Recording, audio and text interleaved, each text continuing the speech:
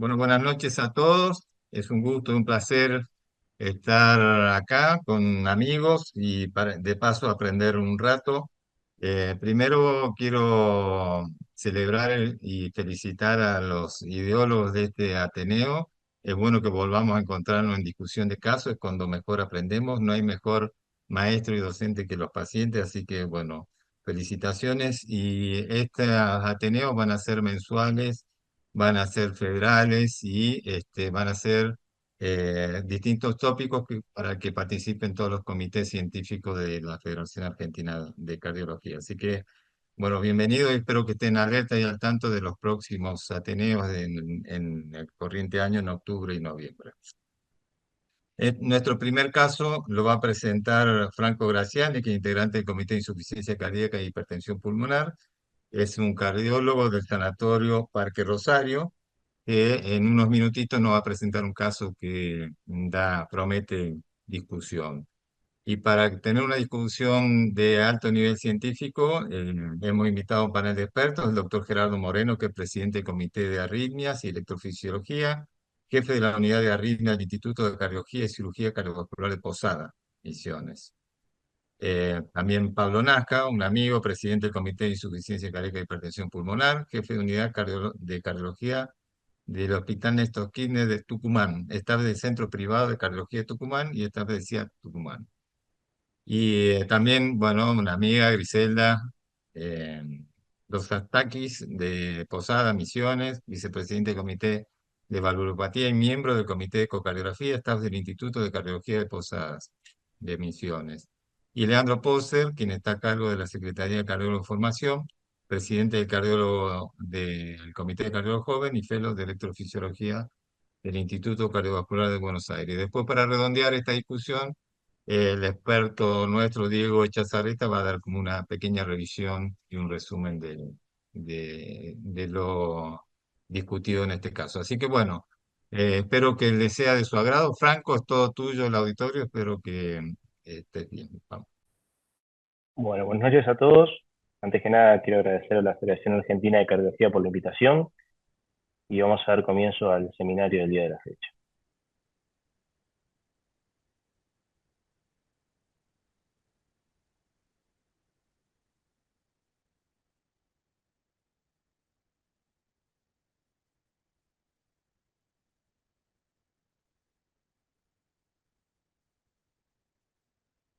Bien, ¿se visualiza correctamente? Sí, Franco. Bueno, muchísimas gracias. Bueno, el título del seminario de hoy es Insuficiencia cardíaca avanzada. ¿Es el límite de la terapia farmacológica? Vamos a presentar un señor de 75 años que concurre a la consulta el 20 de agosto de este año por una disnea clase funcional 3-4, ortopnea, nicturia, disnea paroxística nocturna, y el señor nos refiere que agregó una almohada para dormir en las últimas 96 horas.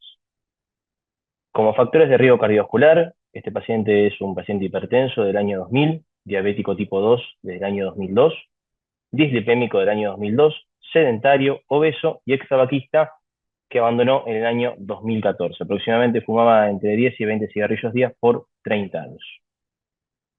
Como antecedentes cardiovasculares, el enfermo en el año 2014 presentó una cirugía de revascularización miocárdica, donde se realizó un puente mamario a arteria descendente anterior y un puente venoso a arteria circunfleja y coronaria derecha, que se combinó con un recambio valvular aórtico biológico. En el año 2018 presentó una angioplastia percutánea programada de puente venoso a arteria coronaria derecha.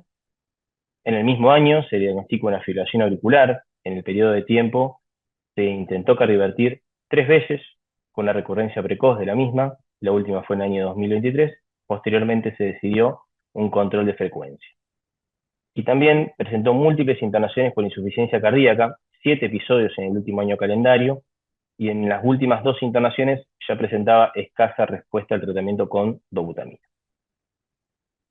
Como antecedente de no cardiovasculares, pero que nos toca muy de cerca, el paciente es insuficiente renal crónico que se encontró en el año 2024, en el mes de mayo. Esta es la medicación habitual que venía haciendo el enfermo: carvedilol 25 miligramos cada 12 horas, una buena titulación de sacubitril valsartán de 100 miligramos cada 12 horas, dapagliflozina 10 miligramos día, eplerenona 50 miligramos día, clopidogrel 75 miligramos día, apixaban 5 miligramos cada 12 horas, atorvastatina 40 miligramos día, furosemida 40 miligramos cada 8 horas, metformina 850 miligramos, vitagliptina 50 miligramos con almuerzo y con cena, e insulina 18 unidades a las 23 horas. Al examen físico, el paciente infeccionado moderadamente enfermo, pálido, una TA de 107/66 en ambos miembros superiores, con una frecuencia cardíaca de 90, una respiratoria de 24, afebril. Presentaba una ingurgitación yugular de 5/6, 5 al lapso inspiratorio, sin soplos carotidios.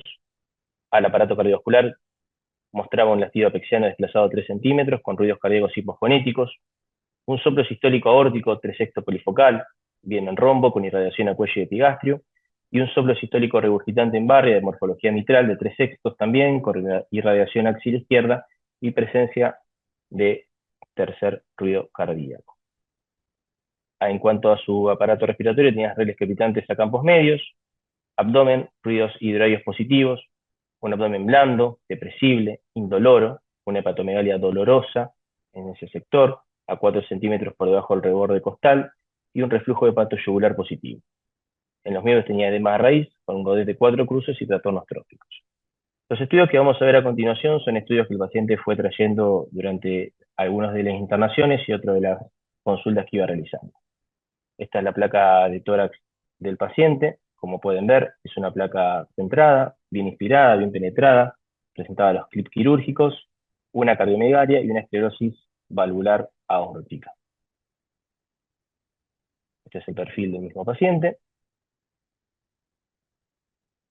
Al electrocardiograma presentaba un ritmo irregular, una frecuencia de 100 más o menos 10 latidos por minuto, un QRS de 120 milisegundos, un bloqueo completo de rama derecha y un bloqueo anterior izquierdo, con un QT conservado de 420 milisegundos, corregido por fibroedición. Adentrándonos en el laboratorio, el paciente, como les dije, estamos viendo algunos datos que fuimos recabando. Tiene un hemograma que presentaba un hematocrito de 33, una hemoglobina 12,2, 4.800 glóbulos blancos, estado ácido-base, tenía un pH de 7,43, una PCO2 de 39,7, una PO2 de 82, un bicarbonato de 25,7 y un exceso de base de 1,4 con una saturación de 96,4. Acá fuimos viendo la creatininemia de este paciente, como recuerdan que le había nombrado su insuficiencia renal. En diciembre tenía una creatinina de 1,75, en julio tenía 1,74, 2,3 y terminó teniendo el 5 de julio en un contexto de internación de 2,67. Ahora vamos a ver otra creatinina que también presentaba más adelante. Una GOT de 15, una GPT de 8, una FAL de 156, una bilirrubina total de 1,10, una directa de 0,6, un sodio de 140 y un potasio de 3,7. Un colesterol total de 100, una LDL de 32 y triglicéridos de 85. En cuanto al ProBNP, del 16 de mayo tenía 13.874, esta creatinina, como pueden ver, desde el 1 de agosto de 2 y una eritrosedimentación de 40 milímetros. En las troponinas no tenía un valor muy significativo, la última fue del 1 de agosto que presentaba 19 picogramos mililitro. Adentrándonos en el ecocardiograma, acá podemos ver arriba a la izquierda una imagen de 4 cámaras, abajo a la izquierda de 2 cámaras, vamos dividiendo cada una, centrándonos en las cavidades derechas, arriba a la derecha 2 cámaras con cavidades izquierdas, y acá vamos a ver un strain que mostraba una hipoquinesia global con una mejoría leve de la contractilidad a nivel del ápex solamente, pero como pueden ver no muy marcada. Acá tenemos, adentrándonos en 4 cámaras enfocado en cavidades izquierdas, una IM severa, con un jet de regurgitación, principalmente central, que se dirige hacia el techo de la aurícula izquierda. Más imágenes de lo mismo, nada para aportar de esta significancia. Y acá tenemos una imagen de lo mismo que estábamos observando. Acá tenemos 2 cámaras centrados en cavidades derechas, donde vemos más la insuficiencia tricuspidia severa. Y acá tenemos un eje parasternal corto a nivel de los músculos papilares del BI con visualización de la hipoquinesia global que ya hemos nombrado. Aquí tenemos una vista apical de 2 cámaras, donde podemos observar obviamente el ventrículo izquierdo en la parte superior, la aurícula izquierda en la parte inferior, donde volvemos a visualizar la insuficiencia mitral severa, y la cual la podemos clasificar de tipo proporcional. Entonces, como conclusiones de este eco, tenemos una aurícula izquierda severamente dilatada, con un ventrículo izquierdo dilatado con disinergias múltiples y extensas, una quinesia apical e ínfero-posterior, una disquinesia septal e hipoquinesia severa del resto de las paredes, con función sistólica global disminuida. La función ventricular estaba estimada en 18%, informaba una deformación miocárdica longitudinal global disminuida, que informaba un negativo de 4.6 de un estreno obtenido por speaker tracking. Una dilatación severa de aurícula derecha con un área de 33 centímetros cuadrados, un BD levemente dilatado con función sistólica disminuida, un TAPSE de 14, con un valor de corte de 17, una válvula mitral levemente fibrosada con calcificación parcial del anillo posterior, con apertura conservada y reflujo central moderado. Una válvula aórtica trivalvar con puntos de calcio con apertura conservada y reflujo leve, una válvula pulmonar de aspecto normal, sin gradientes aórticos patológicos, patrón mitral no evaluable por fibrilación auricular, y mostraba una pulmonar de 55 milímetros de mercurio. Como conclusiones, una dilatación biauricular severa, un BD dilatado con función sistólica disminuida, un ventrículo dilatado con alteraciones segmentarias de la motilidad y disfunción sistólica severa, esclerosis leve de la válvula mitral con calcificación anular, apertura conservada y reflujo central moderado, esclerosis de válvula aórtica con apertura conservada y reflujo leve, e hipertensión pulmonar moderada. Muchas gracias.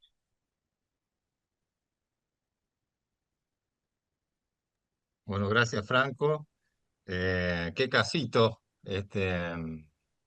Bueno, primero me gustaría ver la opinión de los expertos. Gerardo Moreno, vayamos punto por punto, me parece que tiene muchos problemas Mm, para encarar. Uno es la fibrilación sí. auricular. ¿Estás de acuerdo con el manejo que tuvo o se te ocurre alguno, según el estudio Caster sobre FA insuficiencia cardíaca, Sí, tendría alguna posibilidad? igualmente, Sí. Gustavo, hay una serie de preguntas por ahí para hacer antes de Ujú. dar una opinión. Franco, preguntarte si, primero, si este paciente es un paciente cumplidor de la terapéutica, si no tiene alteraciones en la dieta, si realmente tiene un seguimiento adecuado, porque veo que está con todo el tratamiento completo e incluso por tratarse de un paciente diabético, seguramente habrá un trabajo multidisciplinario porque algún diabetólogo estará manejando los tres fármacos para diabetes. ¿Es buen paciente? ¿Cumple con el tratamiento? Es una excelente pregunta, Gerardo. Este paciente es un paciente compartido con Diego Piquio de otra provincia. Diego me fue dando algunas recomendaciones para ir nombrándole. Sí, es un paciente cumplidor y parece ser un paciente que uno lo ve muy frágil, pero me le contaba Diego que era un paciente que uno lo ve ingresar al consultorio y la verdad que impresiona sano. O sea, un paciente que más allá de todas sus comorbilidades tiene resto y que sí, que cumple con sus medidas higiénico-dietéticas, es más, sale a caminar dentro de sus posibilidades, ¿no? Es un paciente que no deja de cumplir con las medidas higiénico-dietéticas que van de la mano al tratamiento que está haciendo. Franco, y de acuerdo al interrogatorio que ustedes conocen integralmente al paciente, posibilidades de que esto sea una progresión básicamente de la enfermedad o sospecha que tengan de progresión de enfermedad coronaria y haya que pensar en estudiarlo nuevamente, ver si no hay si hay algún monto isquémico que esté deteriorando aún más la fracción de eyección. ¿Hay alguna sospecha clínica de eso? Bueno, ahí tenemos dos puntos, que primero es un paciente, como dijimos, que en los últimos años tuvo 7 internaciones, que sabemos que la función ventricular a veces ahí no es un tema, no teníamos, Diego me comentaba para hacerle resonancia, este paciente tampoco. Y otro tema de la cardiopatía isquémica es un interrogante que también le vuelco a la mesa para ver que justamente uno de los principales interrogantes es que si este paciente es un paciente plausible para una revascularización nueva, ver monto isquémico, como decías vos.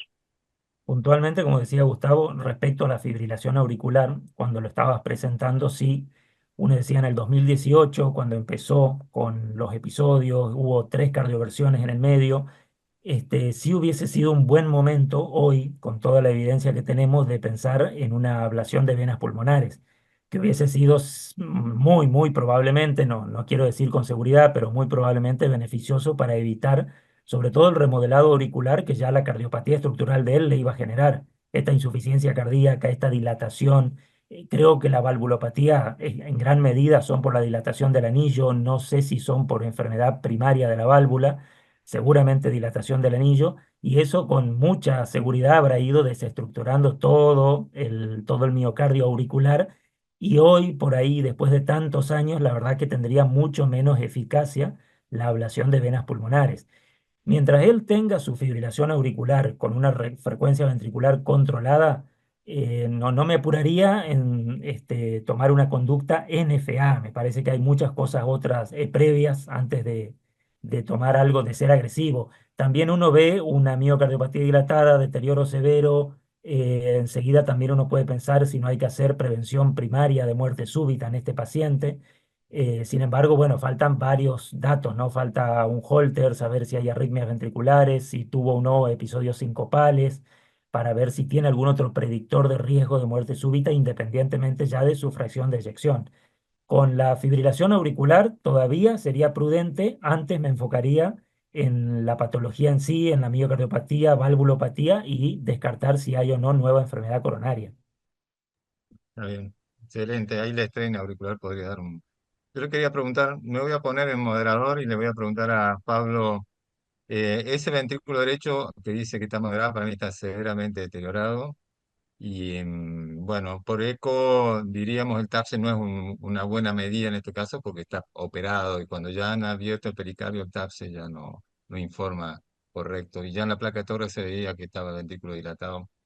¿Vos qué, Pablo, qué rol crees que juega el ventrículo derecho en este paciente y si te cambia la perspectiva del tratamiento que se ha realizado? Nosotros sabemos que cuando los pacientes estos que empiezan con insuficiencia cardíaca, que siempre empieza por el ventrículo izquierdo y empieza a disfuncionar el ventrículo derecho, estamos en un problema importante.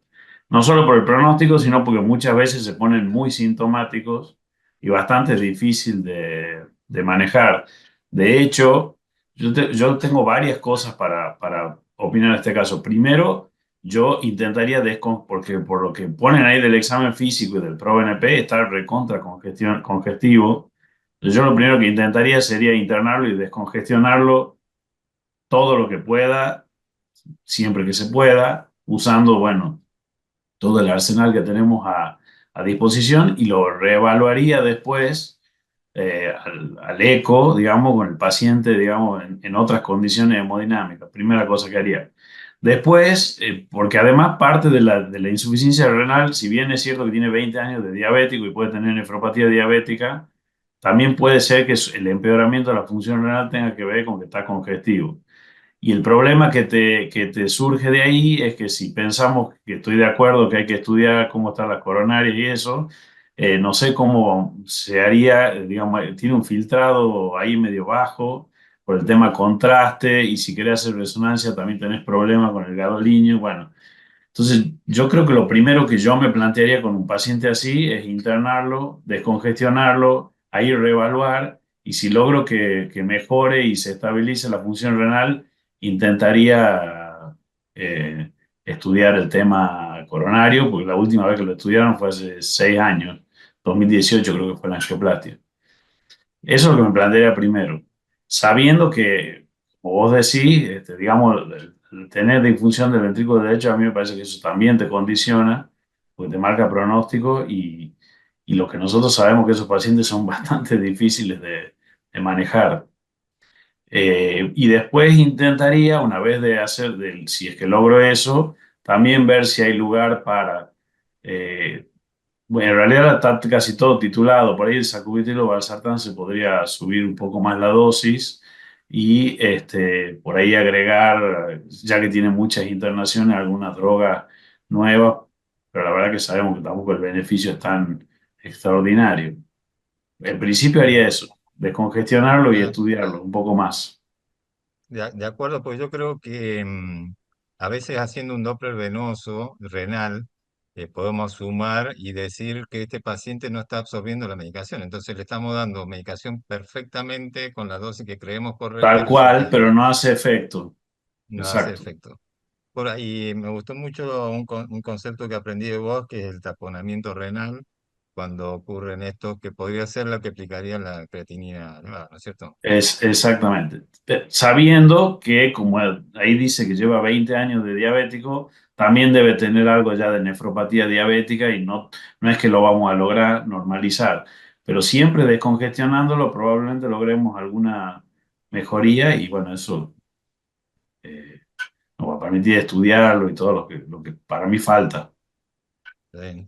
Yo le preguntaría a Griselda, que es una experta en todo, lo que sea con respecto a cardiología, pero basada en las imágenes, que también es ecocardiografista, ¿qué aporte crees que esas imágenes que nos mostró Franco te haría cambiar la perspectiva de este paciente? ¿O qué nos podría decir, marcar con respecto a esto? Por ejemplo, yo podría decir, mira, la strain es menos de 6, viabilidad no habría en ese ventrículo. Ya cuando con ese, ya con el gadolino me daría que no, pero por ahí, ¿qué concepto nos podés arrojar vos? Bueno, con respecto a las imágenes, yo creo que hay dos cosas importantes que tenemos que remarcar. Uno primero, que es la fracción de eyección, que está extremadamente baja. 18% realmente es un punto de corte que, a mi entender, no tiene retorno. El strain también nos marca eso, como vos decís, en respecto a que es menos de 6, 4,6 es realmente una deformación totalmente deteriorada. Y estos pacientes, lamentablemente, en algún momento se habló de alguna dirección quirúrgica por si tiene cardiopatía isquémica relacionada y me parece que, a mi entender y por lo que se ve, no tendría una evolución adecuada. En primer lugar, la valvulopatía impresiona ser de origen tipo 1, o sea, por dilatación del anillo, no parece ser una valvulopatía relacionada a degeneración, o sea, es degenerativa, pero en realidad es por la dilatación severa de la aurícula. Y acordémonos que estos pacientes muchas veces transcurren con una precarga muy elevada, pero con una poscarga relativamente controlada. Entonces, ¿qué pasa? Eso hace suponer que la FEI que tiene el paciente no solamente es de 18, sino que probablemente sea mucho menor, hasta incluso depresionándolo de volumen y mejorando la precarga, que es la que la tiene muy elevada. A mí me llama la atención la presión pulmonar que tiene. Yo esperaría que tenga mucho más y creo que esa presión pulmonar está inadecuadamente cuantificada porque la disfunción del ventrículo derecho justamente nos, digamos, nos está opacando esa condición. Así que desde el punto de vista de las imágenes podemos concluir eso. Desde el lado izquierdo, un deterioro severo de la función que impresiona no tener retorno y del lado derecho presiones pulmonares mucho mayores que las que realmente estamos viendo por la disfunción del ventrículo derecho, una cardiopatía que, como se dice que en la jerga popular, ha dado la vuelta y, bueno, está generando todos los cambios que sabemos a nivel sistémico también. Así que, bueno, desde el punto de vista del ventrículo derecho, recordar que no solamente la cardiopatía izquierda marca pronóstico, sino que sumado a la disfunción de bebé, este paciente tiene realmente una sobrevida muy, muy baja, ¿sí? La mortalidad anual generalmente es alrededor del 20 al 25%, o sea que solamente con la cardiopatía de base y las valvulopatías que tiene y las alteraciones de la función ventricular o de biventricular. Con lo que decías vos, Griselda, creo que para resolver ese ventrículo derecho deteriorado y la presión pulmonar, medimos el acople ventrículo arterial en los Claro, sí, menos de 0,3, totalmente. que sería en este caso, es decir, Que lo TAPSE charlamos en dividido el Congreso, en varias exactamente. oportunidades. Es muy Eso, importante. El acople en estos casos hay que hacerlo. Hay que medir el TAPSE relacionado a la presión sistólica pulmonar, siempre y cuando se pueda cuantificar, y eso nos da un punto de corte que sabemos que por encima de un punto, generalmente si utilizamos el TAPSE hay un punto de corte que es 0,36 y cuando está desacoplado el ventrículo a las presiones pulmonares, eso también nos está marcando un pronóstico ominoso en este paciente. Así que probablemente, no lo calculé ahora, pero 51 y un TAPSE de 14 es lo que tenía. Así que entonces, sí, que es menos de nos da 0,3. por debajo de 0,36 seguro. Es un ventrículo derecho que está desacoplado de las presiones pulmonares. Así que sí, Bueno, yo perfecto. le quería, Lo trajiste mira, se me escapó está el bien, dato. no, no hay problema. Bueno, yo le quería preguntar a Leandro. Este paciente, digamos, estoy de acuerdo con Pablo que yo lo internaría y descongestionarlo que quería ver vos, Leandro, si estarías de acuerdo con esa postura y qué tratamiento eh, harías para descongestionarlo y cómo lo revaluarías. Bueno, la verdad es que sí, es muy interesante y complejo el caso. Coincido plenamente con lo que ya se ha dicho. Este paciente para mí tiene criterios de internación.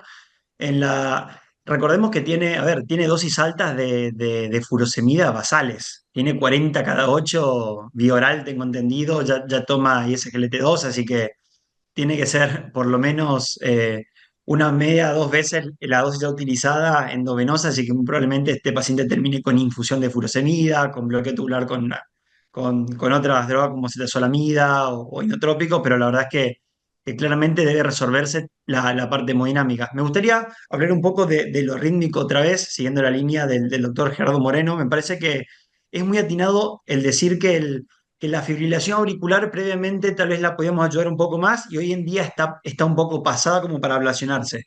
Y para que el clínico en general tenga en cuenta en qué se basa esa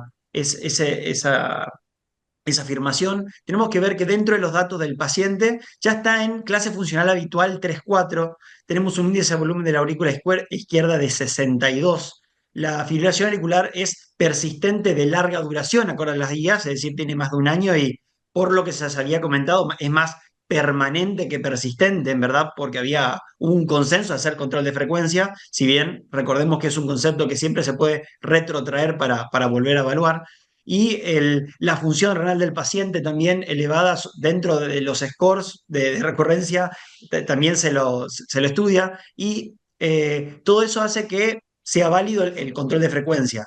Después, hablaron previamente ustedes sí, tiene riesgo de muerte súbita y hablamos, sería un paciente que está en prevención primaria de muerte súbita por cardiopatía isquémica, miocardiopatía dilatada de origen isquémico necrótico.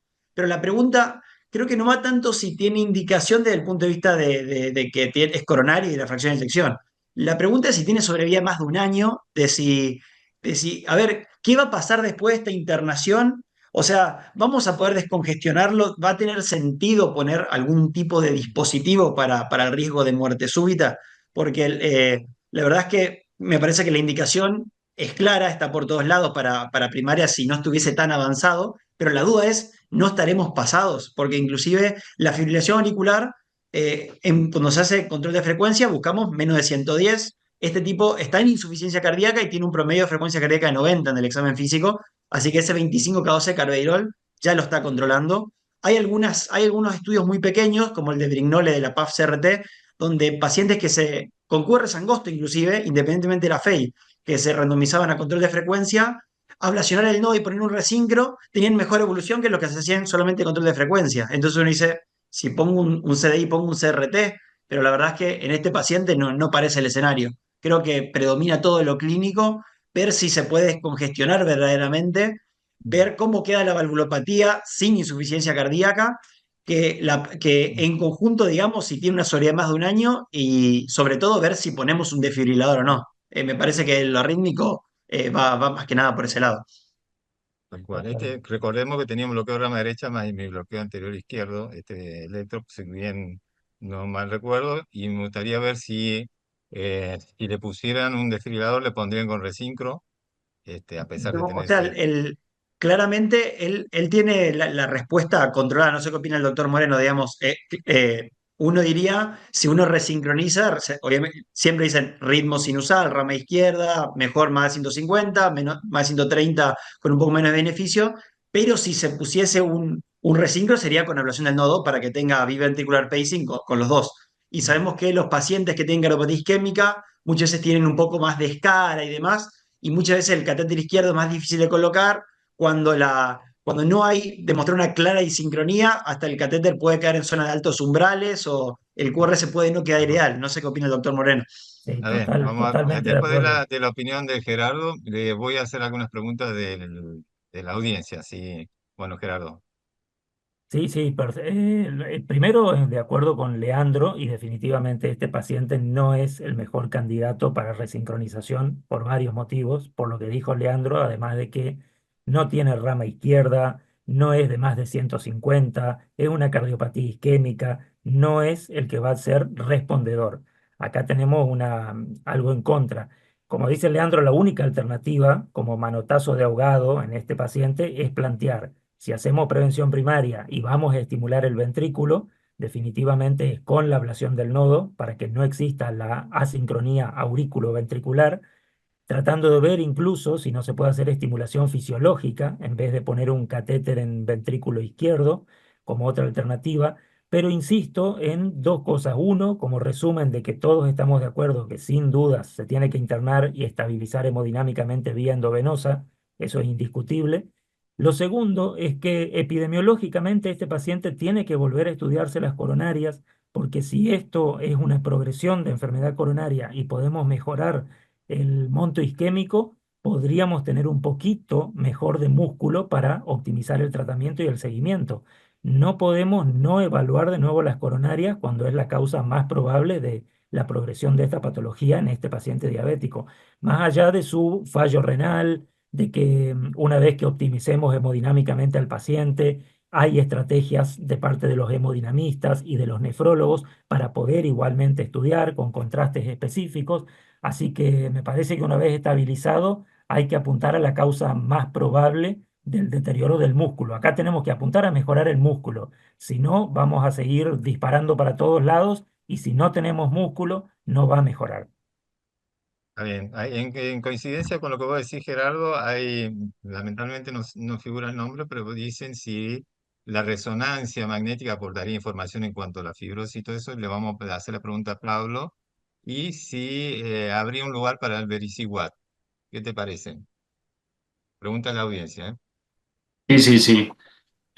Bueno, sí, sí. Primero yo lo que una de las drogas que yo deseo agregar puede ser el Vericiguat. Paciente con baja fracción de eyección, múltiples internaciones podría ser. Pero insisto que primero, eh, lo mismo que acaba de decir el doctor, lo primero, descongestionarlo y ver el tema coronario, antes para mi modo de ver, antes de agregar más drogas, que se las puede agregar igual, pero sabemos que no tienen un beneficio tan extraordinario en este paciente como para pensar que de 7 internaciones en un año, solo con agregar una droga, no se va a internar más.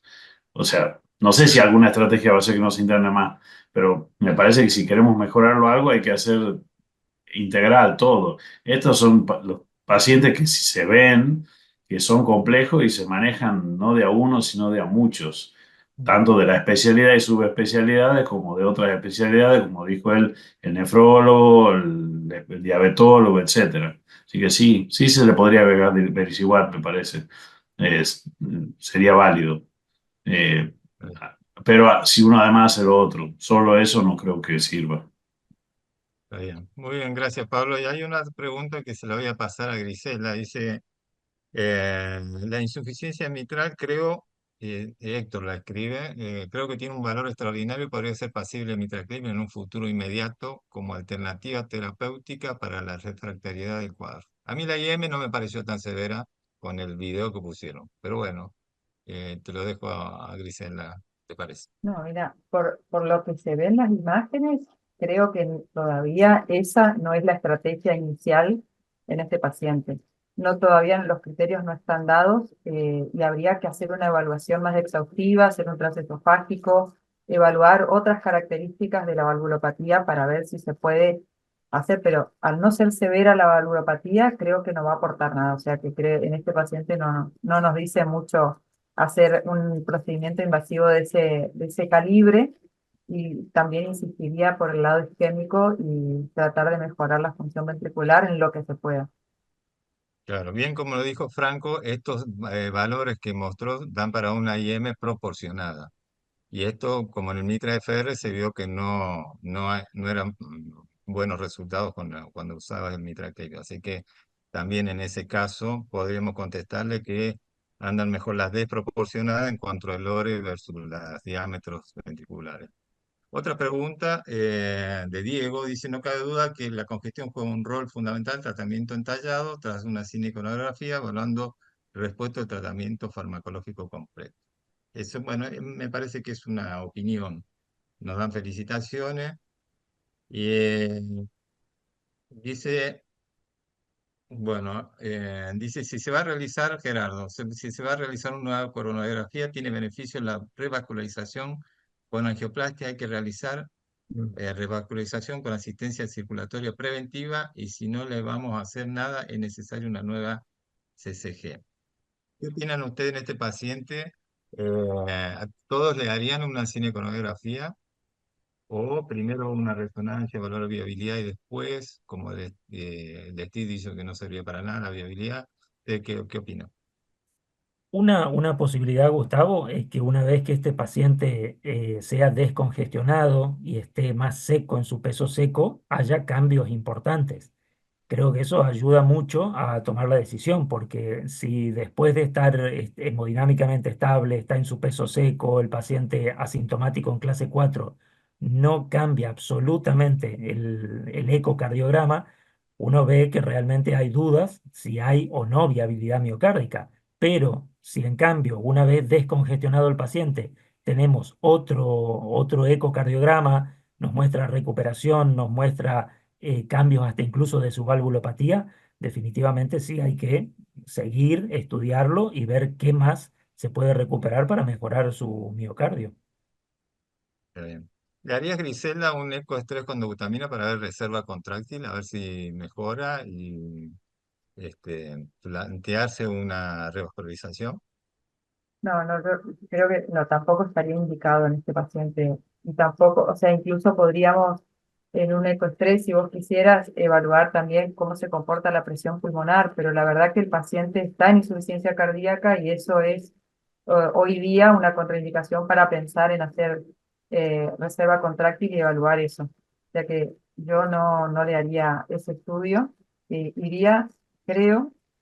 El tema es que cuando también plantean hacer una cine coronario, como decía Pablo, el paciente está con esta disfunción renal, que la verdad que asusta un poco porque podemos depresionar más el riñón y en realidad descongestionar sería lo primero y posteriormente plantear hacer un nuevo cateterismo, o sea que, pero con las internaciones, esa es la duda que tengo.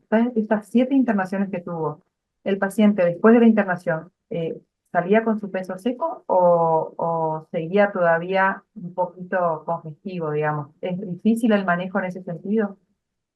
¿No? Y ahí Bueno, justo levantaste la justamente mano, Gustavo.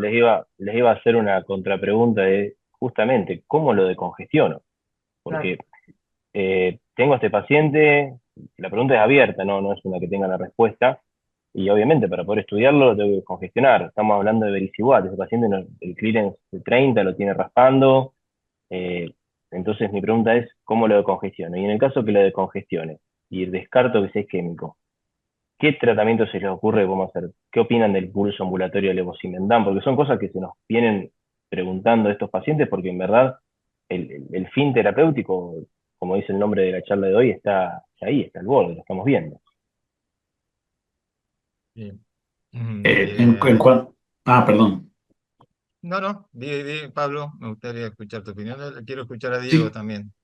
bueno, la estrategia de descongestión, primero siempre empieza por la furosemida y titular la dosis de furosemida y después tendrás que ir viendo, de acuerdo a la respuesta, lo que podés ir asociando si es que no responde. Hay varios algoritmos para tratar de lograr la descongestión, por un lado. Y por otro lado, la verdad que si no hay nada para revascularizar, bueno, ahí sí estamos eh, le agregaremos los fármacos que podamos agregar y no tenés mucho más, me parece, arsenal para usar, porque como decía, creo que el doctor Moreno, si no logra mejorar nada el músculo, no sé si vas a lograr con los fármacos Una más de terapia lo que se logró. Pero la también terapia lo que decía alternativa. Gustavo, perdón, Gustavo, yo Sí, termino, sí. es que nosotros le estamos dando los fármacos que son para insuficiencia cardíaca, pero no sabemos si los fármacos están haciendo lo que se supone que tienen que hacer, porque no sabemos si los absorben. Entonces, también ahí a veces se ve pacientes, me ha tocado, que vienen eh, de mucho tiempo de congestión, tomando droga y vos de repente lo internás, lo descongestionás y tienen una mejoría importante y en realidad el tratamiento ambulatorio tanto no cambió, sino que me parece que es más eficaz de lo que venía siendo. Así que yo creo que la chance de descongestionarlo se la tenemos que dar. Y bueno, después ya habrá que ver si te responden o no te responden. Está bien. Gustavo, una Diego. cosita más. Otro Ah, tema sí. Perdón, y la importante. última, y ya no interrumpo más. Y después, si lo logras descongestionar, son válidas todas las estrategias de intentar, digamos, mantenerlo sin hospitalización. Lo que vos decís de usar un hospital de día, hacer pulso de levosimendan, podría ser una estrategia. Pero eso es después que veas si hay que revascularizar o no, etcétera. Bien. ¿Qué iba a decir Grisela? Antes de darle el Gracias. paso a Diego, no, acordémonos que por ahí, si no encontramos enfermedad epicárdica, ese paciente con la diabetes que tiene de larga data, la microcirculación probablemente es la que esté dificultando también y va a tener vamos a tener un problema mayor porque nos vamos a encontrar por ahí con coronarias sin alteraciones significativas, pero no podemos descartar que la microcirculación es la que esté generando todo este contexto en este paciente con esa diabetes. Así que creo que tampoco tenemos que olvidarnos de que las epicárdicas no son siempre las responsables de todo esto. Tal cual. Diego, ¿tu opinión? Sí, a mí me parece que nos estamos encontrando más frecuentemente estos pacientes, ciertamente porque como lo presentaron, el tratamiento farmacológico completo hace que estos pacientes lleguen a esta instancia, ¿no? En realidad, si tuviera algún año menos, probablemente sean pacientes para evaluación pretrasplante o sean pacientes que en este estadio uno está pensando en un Intermac 4 o 5 y entonces, bueno, serían pacientes susceptibles que no tenemos disponibilidad en el país o facilidad de mecanismos de asistencia ventricular ambulatoria. Bueno, como no lo tenemos, estamos hablando de tratar de brindarle lo mejor a un paciente que, sin lugar a dudas, desde el punto de vista hemodinámico, probablemente sea diferente. Si lo internamos, ponemos un catéter derecho, un SWAN, y medimos aceptablemente las resistencias vasculares pulmonares y periféricas y entallamos un poco el tratamiento, que me parece que es lo adecuado. Son muy complejos por otra parte y desafiantes porque uno está evaluando la función renal, la función ventricular, probablemente la presencia o no de cardiopatía isquémica y la arritmia. Son cuatro pilares fundamentales con un sustrato, una comorbilidad que no es menor. Por lo tanto, no creo que el secreto sea en sumar o restar algún fármaco, sino tratar de manejar el volumen de tal forma de que la decongestión sea no solo vascular, sino también tisular, que es un poco el concepto que está empezando a presentarse ahora, ¿no? Hace 5, 6, 7 años, nuestra primera reacción era disminuir al mínimo cualquiera de los cuatro pilares de los cuales estamos hablando, ¿no? Sacubitril valsartán, el enalapril, el losartán, o el bloqueante receptor mineralocorticoide, o disminuir la dosis de betabloqueantes. Bueno, eso es justamente lo que no habría que hacer. Al día de hoy, lo que se está tratando de imponer es mantener al máximo las dosis de estas cuatro drogas y tratar de actuar en el manejo de volumen, obviamente con los diuréticos, y tratando de buscar el mejor estatus hemodinámico, ¿no? Tal cual. Ya vamos a escuchar tu revisión bibliográfica, Diego. Leandro, no sé, ¿querías dar alguna opinión? Sí, Levantate la mano.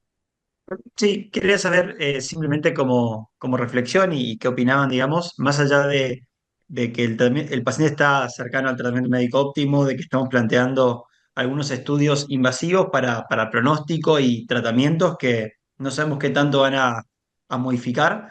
Lo importante que es la comunicación con el paciente y la familia, la contención, la necesidad de probablemente un psicólogo, el sostén emocional en estos pacientes que tienen una mortalidad muy alta, un deterioro de la calidad de vida altísimo. O sea, recordemos que está en clase funcional 3 habitual y creo que hay que aprovechar este tipo de discusiones para recordar que este paciente, más inclusive como lo había dicho, como citando Franco, como citó a Diego Piquio, que había dicho que el paciente se siente entero y demás, eh, tener el sostén para acompañar en todo lo que viene, ¿no? Porque sabemos que este paciente, independientemente de todo nuestro esfuerzo, puede que el pronóstico, sabemos que el pronóstico va a ser malo.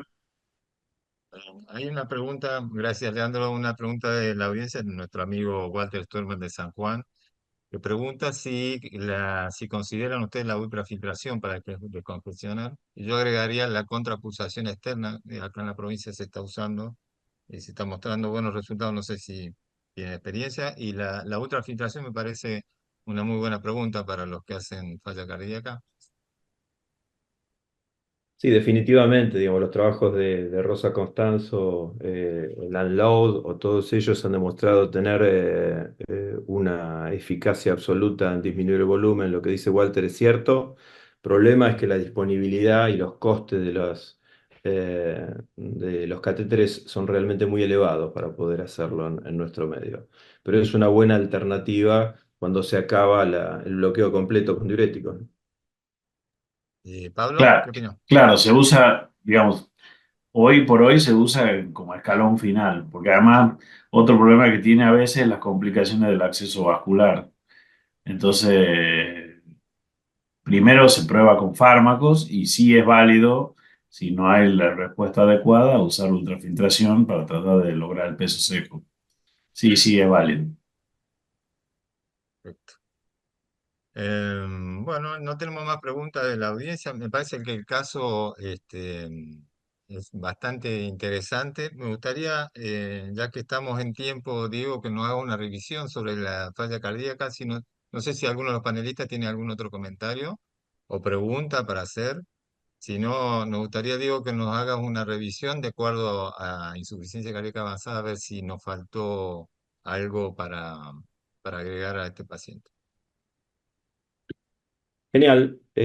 Bueno, la idea sería entonces resumir el paciente en este concepto, ¿no? 75 años, diabético, con renal crónico, revascularizado, con el reemplazo valvular biológico, la TC y la FA, era una miocardiopatía dilatada isquémico-necrótica.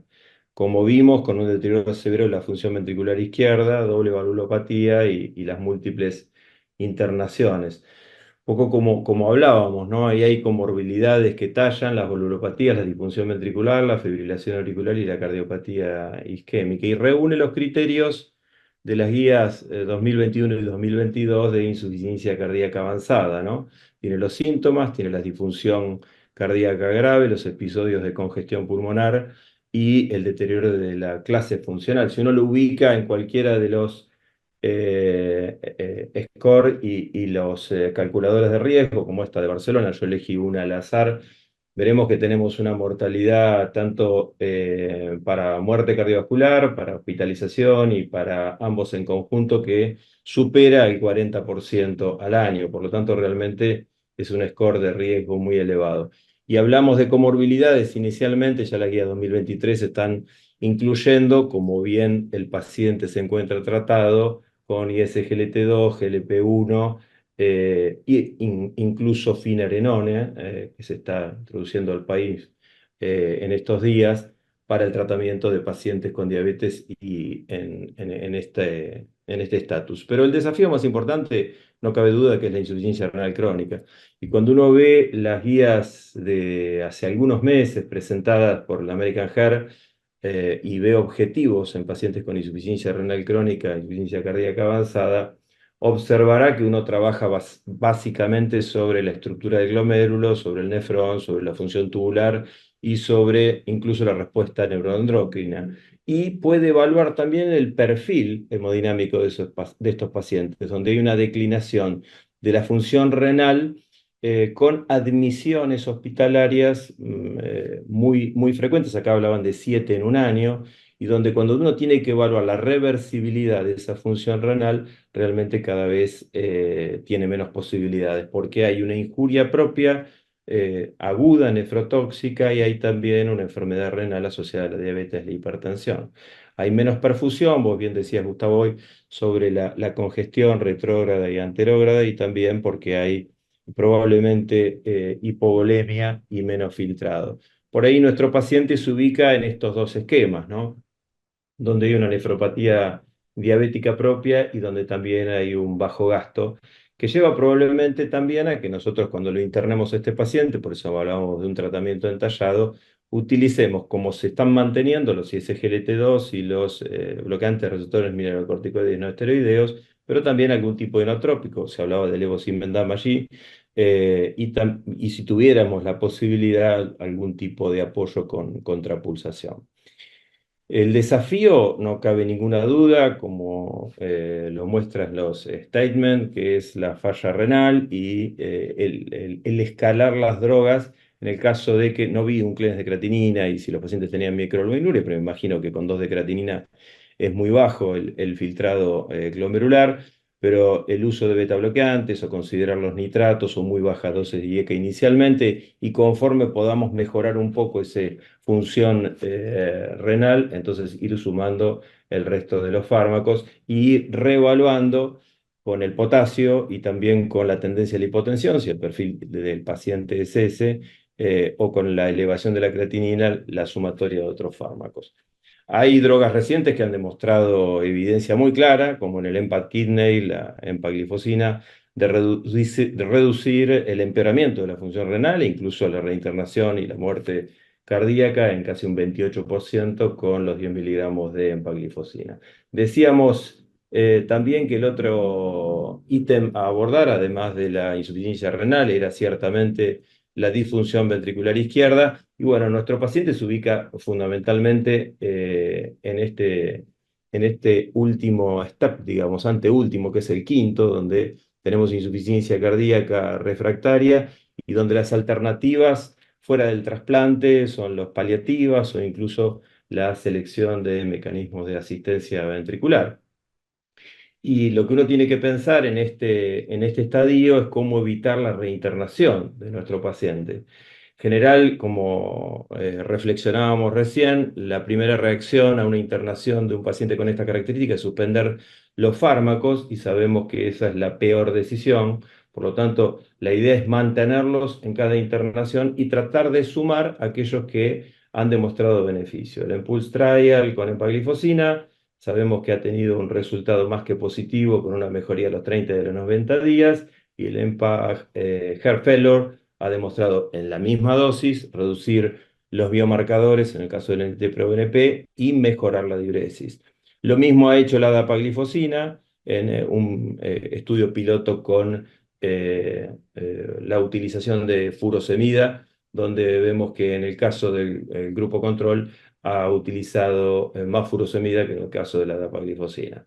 Por lo tanto, las recomendaciones previas al alta en pacientes de estas características, seguramente han intentado hacer en las hospitalizaciones previas a esto, es lograr la euvolemia. O sea, la ausencia de euvolemia al egreso es marcador de mal pronóstico. Lamentablemente no tenemos un método confiable para medirla y no tenemos un biomarcador claro para poder definirla. Ni siquiera la cistatina, sé que sabemos que no todas las tenemos a disponibilidad.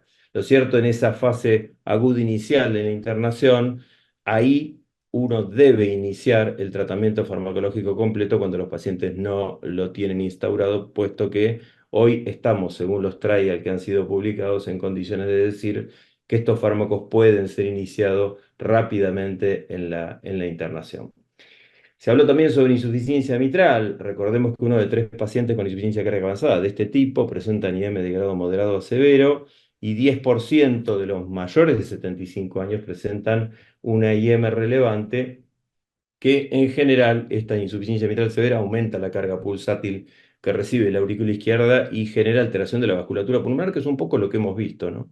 Esa insuficiencia mitral severa se asocia no solo con calidad de vida reducida, sino también es mayor riesgo de hospitalización por insuficiencia cardíaca, como lo vimos aquí. Con los MitraClip ya en el 2013-2014 se inició, y Gustavo bien decía que los pacientes COAPT, digamos, aquellos que han demostrado en este trial mejorar la evolución a largo plazo con disminución de hospitalizaciones en relación a aquellos que fueron incluidos en el Mitral Heart Failure, demostraron cuando había una relación desproporcionada con la función ventricular mejorar. Por lo tanto, se empezó a hablar, incluso en las guías se incluyó a los pacientes COAPT-like, que son los que mejoran con este tipo de intervención. Insuficiencia mitral severa, pareciera que este paciente no lo tiene, donde el paciente ha optimizado el tratamiento farmacológico, clase funcional 3 o 4, con una fracción de sección entre 20 y 50%, y siempre y cuando el diámetro de fin del sístole sea menor de 70 milímetros y con hospitalizaciones. Ese sería el paciente de COAPT. Y se insiste constantemente que los 4 pilares farmacológicos estén instituidos para, en la secundaria, como ven a la derecha, pueda tener una indicación clara de este tipo de dispositivo. Como suele suceder cuando se comienza a experimentar con este tipo de intervención, uno busca apoyarse en factores clínicos, en datos ecocardiográficos, también en datos inherentes al propio procedimiento o a biomarcadores. Entonces no vamos a detallar cada uno, pero sí mencionar que estos 4 pilares hay que tenerlos en cuenta al momento de saber si este dispositivo puede ser colocado.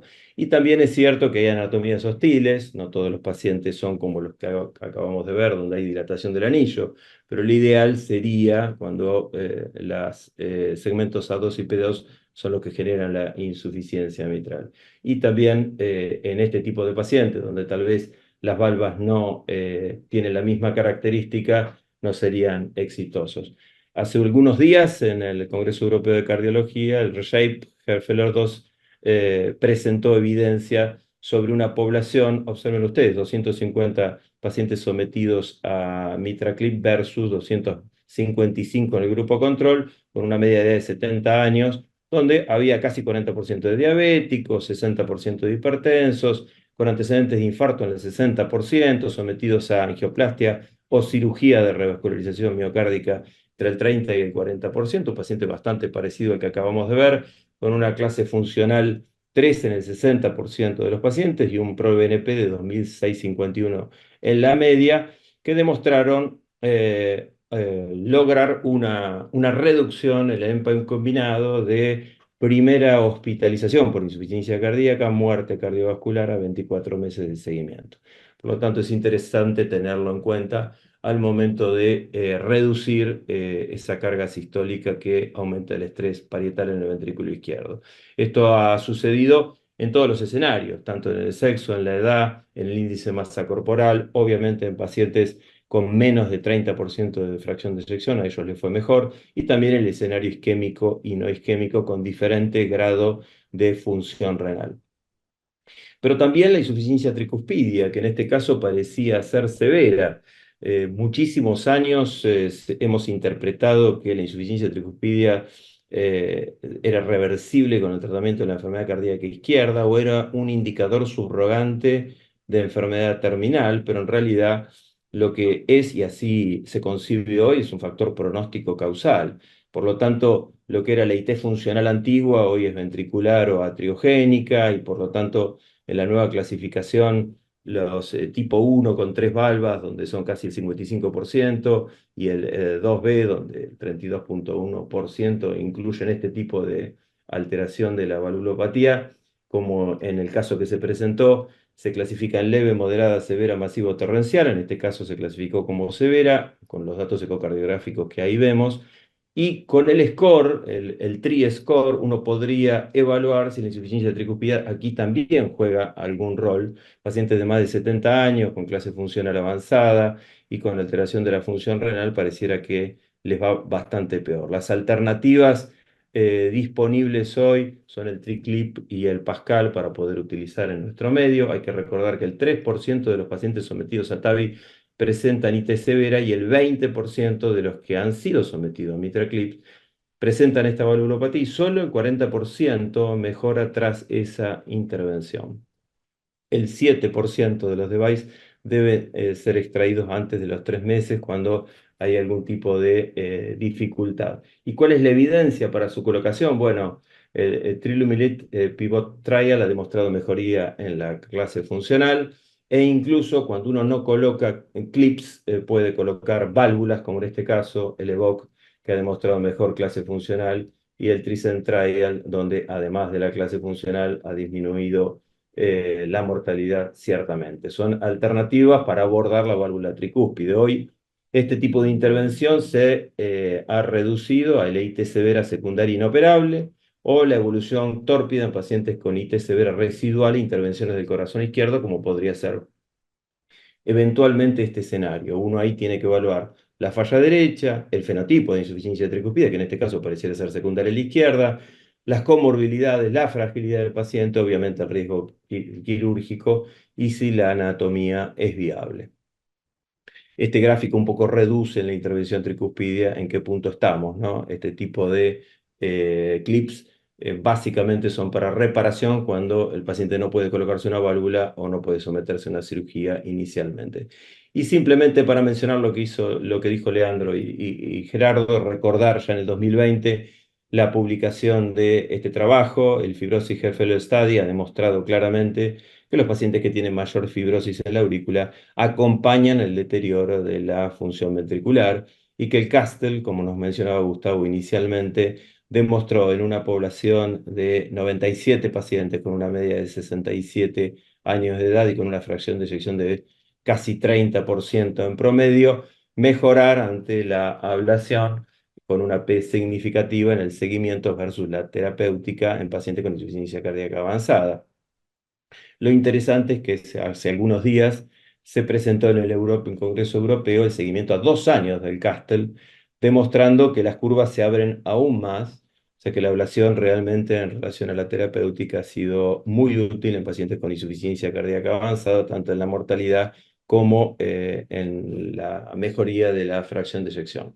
Lo cierto es que los fenotipos y los pronósticos según nos presentan las guías, son muy diferentes. No todos los pacientes con insuficiencia cardíaca avanzada son iguales.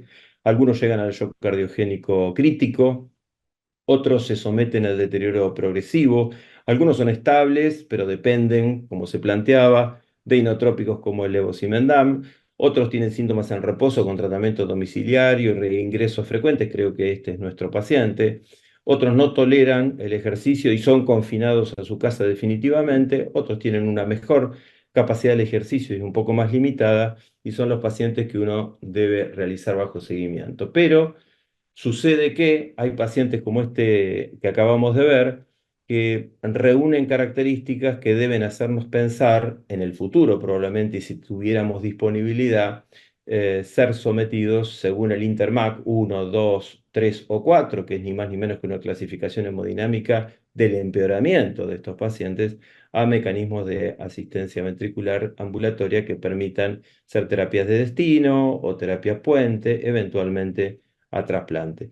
Debemos empezar a familiarizarnos con algunas de estas terapéuticas en pacientes en este estatus. Muchas gracias. Excelente, Diego. Yo pensé que sabía algo de insuficiencia cardíaca, creo que no sé nada, pero bueno, muy, muy interesante. Creo que tengo unos minutos. Yo le quería hacer una pregunta a Gerardo. Nosotros, los que hacemos eco, predecimos si se va a mantener el ritmo sinusal luego de la ablación o tiene exitosa la ablación de la FA con el strain auricular menos de 12 no andan bien. Y entiendo que los electrofisiólogos miden el voltaje auricular, eso se está haciendo para ver el grado de fibrosis auricular, si va a ser efectiva la ablación. ¿Se está haciendo? ¿Es útil? ¿Sería útil en este Sí, mira, paciente? dos cosas, Gustavo. Sí, se está haciendo definitivamente, lo escuchamos en todos los congresos, gente a nivel mundial que son referencia en el tema, lo muestran habitualmente. En mi centro nosotros no lo estamos haciendo. Tal vez Leandro, que tiene experiencia, tenga más información si se está haciendo acá a nivel nacional, pero sí, sin dudas. Y fíjate que el primer trabajo que presenta respecto a FA y a insuficiencia cardíaca, Diego, es uno de los marcadores para que uno tome la decisión si realmente en este paciente valía la pena o no hacer ablación de venas pulmonares. Creo que llegamos tarde, lo más probable es que ya estemos pasado y que con la fibrosis auricular que iba a tener este paciente no iba a ser beneficioso, sino que tal vez lo íbamos a someter al riesgo de la intervención sin grandes beneficios. No sé si lo están haciendo en el ICVA, Leandro, lo de evaluar el monto fibrótico antes de tomar la decisión de ablación de venas pulmonares. La verdad que sí es algo muy interesante, actualmente no lo estamos haciendo por la disponibilidad del método, digamos, para evaluar la fibrosis auricular. Sí, para, por ejemplo, carga ventricular, para otro tipo de cosas es un montón, pero la auricular en sí es muy difícil en cuanto a software y a la interpretación para tener un buen resultado. Sí, estoy de acuerdo que los estudios tiene su eficacia, digamos, para poder elegir a la población que se va a beneficiar. Sí, cuando nosotros hacemos ablación de fibrilación auricular, si bien lo que está demostrado, digamos, y lo que se hace casi universalmente es lo que se conoce con las siglas de Waka, que son esos dos círculos que verán en las imágenes del mapeo, tratamos de hacer el mapeo del paciente en ritmo sinusal. Ahí ya estamos obviamente en la sala. Entonces, hacemos una cardioversión eléctrica en el caso que el paciente se encuentre persistente para mapear la aurícula y ahí lo que vemos es el voltaje de la aurícula izquierda con los sistemas de mapeo de alta densidad y lo que muchas veces vemos es que pacientes que se ven persistentes y que uno pensaría que tienen una mala evolución, en verdad, a nivel de voltaje la aurícula está verdaderamente sana cuando se realiza la ablación, inclusive le vemos un caso de sospecha de cardiomiopatía con pacientes de 20 de Fey, hipoquinesia, que después la aurícula está eléctricamente sana, pero este paciente probablemente tenga muchas áreas de bajo voltaje, de fibrosis, alta carga de fibrosis en la pared posterior. En ese caso, las estrategias se complican mucho más. Hay algunos subanálisis, como el subanálisis del Kaplan u otros estudios, donde muestran que en algunos pacientes hacer aislamiento de estructuras como la pared posterior podría tener algún grado de beneficio, pero en la mayoría de los casos ese beneficio es aún incierto. Hace poco se publicó la Guía Europea de Ablación de Fibrilación Auricular y en verdad sigue insistiendo en lo mismo. Entonces, son tecnologías excelentes, eso de la resonancia es así, pero eh, hoy en día la ablación de fibrilación auricular depende mucho del sistema de mapeo, del volumen y la experiencia del centro, y contar con esas herramientas aún es más difícil. Entonces, si bien la guía en los paroxísticos, en todos, cada vez tiene un nivel de indicación más alto, lamentamos decir que en la Argentina todavía estamos unos pasos un poco más atrás para llegar a ese nivel de volumen, de indicación y de tecnología necesaria. Porque sobre todo es bastante costosa, ¿no? Excelente, Leandro. Bueno, en honor al tiempo, me gustaría que cada experto dé una reflexión con respecto al caso y me gustaría que cerrara vos, Franco, con qué sensación te vas vos después de haber discutido el caso con estos colegas. Así que no sé si querés empezar vos, Diego, y arrancamos así. Sí, yo aprovecho para responder una pregunta que quedó ahí en el chat y que me parece que tiene que ver un poco con cómo encaramos estos pacientes. La pregunta es con relación a la terapéutica, estos pacientes con cifra de presión arterial con tendencia a la hipotensión, ¿qué reduciría primero? ¿El ARNI o el antagonista de receptores mineralocorticoides? Y me parece que tiene mucho que ver con entender qué es lo que está pasando con el paciente. Por eso nosotros sugerimos por ahí el entallado con un catéter derecho para medir resistencias periféricas y resistencias pulmonares. Los pacientes están obviamente con vasoconstricción y por lo tanto uno debería lograr que con mejor vasodilatación haya mejor gasto anterógrado. Y por lo tanto no debería bajar todo el tratamiento de los cuatro pilares, digamos, formales que uno tiene para el tratamiento de la insuficiencia cardíaca con fracción de eyección reducida. Ese no es el camino. Uno debería mejorar la perfusión distal, tisular, para disminuir la congestión y evitar desescalar el cuádruple esquema de tratamiento. Me parece que ese es un poco el concepto en pacientes donde, bueno, probablemente el escenario sea otro hemodinámico si hacemos las cosas adecuadamente. Está bien. No sé, los electrofisiólogos, ¿alguna opinión final del caso? Bien, Gustavo, yo voy a tomar unas palabras que dijo Diego al principio de su charla, que va a ser cada vez más habitual que veamos estos pacientes justamente por la mejoría de la terapéutica de insuficiencia cardíaca.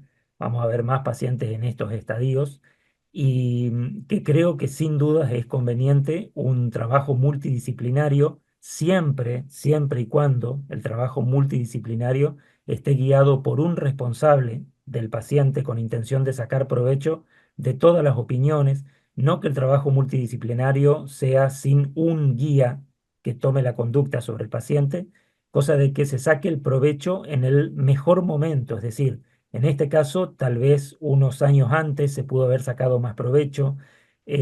Siempre las discusiones en los ateneos, como en este caso, o en las discusiones intrarresidencia durante las internaciones del paciente, es donde más interesante, rico se hace y donde debemos tomar la conducta a tiempo para retrasar aún más, aunque como todos sabemos, lamentablemente llegan estos pacientes, va a ser cada vez más frecuente Y muy importante lo que marcaba Leandro, el acompañamiento de la familia, del paciente, sabiendo el pronóstico, siendo claros, contacto, pero siendo claros con todo el grupo familiar.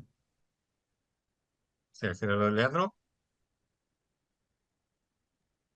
Sí, repito todo lo que dijeron, abordaje multidisciplinario, tratamiento médico óptimo, precoz, escalado y por un equipo que esté al tanto, una intervención en cuanto al rítmico, intervención temprana sobre la fibrilación auricular, control de ritmo y cada vez más ablación por catéter. Probablemente un tiempo atrás este paciente, si lo agarramos antes, nadie tendría que poner un desfibrilador y capaz que se evitaban muchas de las... capaz que se evitaba un poco, se retrasaste el proceso, no lo sé, pero me llevo todo lo que ya dijeron. Coincido completamente. Perfecto. Gracias, Leandro. Le daría una introducción a Grisela, pues sí, a mí me hubiera gustado que nos mostrara un eco con el protocolo VEXU, las líneas de KLIB pulmonares, y se puede dar un poquito más de información y monitoreo no invasivo de este paciente y hacerle seguimiento. Así, ¿qué opinás, Grisela, del caso en general?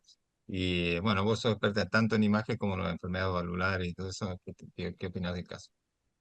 Sí, mira, justamente era lo que iba a aportar. Me parece que es un paciente muy interesante y no tenemos que olvidarnos y apoyarnos en las imágenes para hacer un seguimiento también entallado del paciente, no solamente desde el punto de vista clínico, porque el eco, que es un estudio que lo podemos hacer de TAI, nos puede aportar un montón, incluso antes del alta del paciente, sabiendo que eso nos va a dar un parámetro objetivo de cuando el paciente se vuelva a reinternar o vuelva a estar de nuevo con una insuficiencia cardíaca muy importante, podemos tener esos criterios cuantitativos que nos van a ir marcando también cómo el paciente está evolucionando en cuanto a todo lo que estuvimos hablando. Así que acordarnos de eso, es un estudio que no tiene, que es de bajo costo, que se puede hacer las veces que uno requiere, así que tenerlo en mente y no dejar solamente para el momento que el paciente entra con insuficiencia cardíaca, porque nos olvidamos de hacerle cuando el paciente se está por ir de alta, que está mejor, y es el momento donde tenemos que evaluar a estos pacientes. Bueno, gracias, Grisela. Pablo. Sí, bueno, además de que suscribo todo lo que se ha dicho antes, me parece que una cosa importante es que hoy tenemos el concepto de seguir la trayectoria del paciente, conocer la trayectoria del paciente.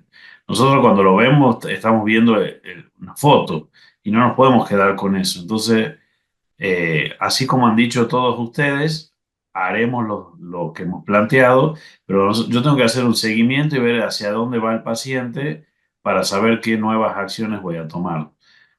Por ejemplo, monitorear la función renal, porque no sabemos si va a mejorar o no va a mejorar. De hecho, hay drogas que cuando uno baja el filtrado de determinado nivel hay que plantearse si lo vamos a seguir usando o no. De hecho, este paciente, por ejemplo, está anticoagulado con apixaban. Bueno, todas esas cosas que si uno no se lo sigue cercanamente y sigue la trayectoria, por ahí, bueno, va a tener los efectos adversos eh, que aparecen y nos complican más todavía el cuadro de un paciente que ya venía complicado. Entonces, el manejo multidisciplinario, totalmente de acuerdo entre la subespecialidad y entre las especialidades, con un médico que sea el encargado, por supuesto, y que sea el interlocutor, porque si no, el pobre paciente y su familia se vuelven locos de todas las opiniones y que nadie le hace un resumen. Y lo otro es seguir la trayectoria, o sea, hay que seguirlo de cerca y seguido y saber hacia dónde está yendo para, bueno, para hacer las cosas como corresponde.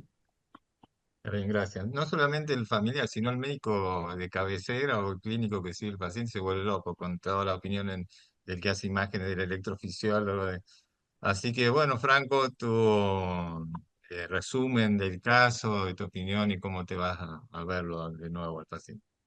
No pensaba mandárselo a Pablo Naja directamente yo al paciente, esa era la idea que tenía. Bueno, no, antes que nada, bueno, agradecerles por todas las opiniones. Creo que hubo puntos muy interesantes, sobre todo el tema de la cardiopatía isquémica. Creo que no fue un punto que uno no ha avanzado demasiado. Y otro tema que me gustó el concepto que me lo llevo, que es el Doppler venoso renal o el taponamiento renal, ver también lo que no se evaluó mucho, lo que es la urea urinaria, el sodio urinario en este paciente, como para poder encarar la terapéutica cuando preguntamos antes qué algoritmo utilizaríamos.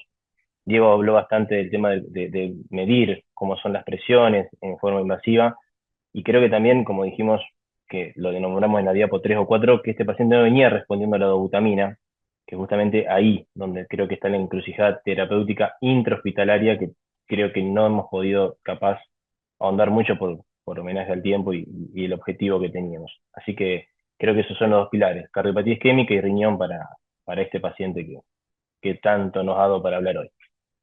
Bueno, muchas gracias, Franco. Gracias a A todos. ustedes. He aprendido un montón. Espero que la audiencia también. Y bueno, nos veremos en el próximo Ateneo. Estén atentos. En octubre haremos uno esperemos que tenga el alto nivel científico como este. Así que bueno, un abrazo para todos y buen descanso. Muchas gracias a todos. Chao, Chao, muchas chicos, buenas noches. gracias. Gracias por todo. Gracias.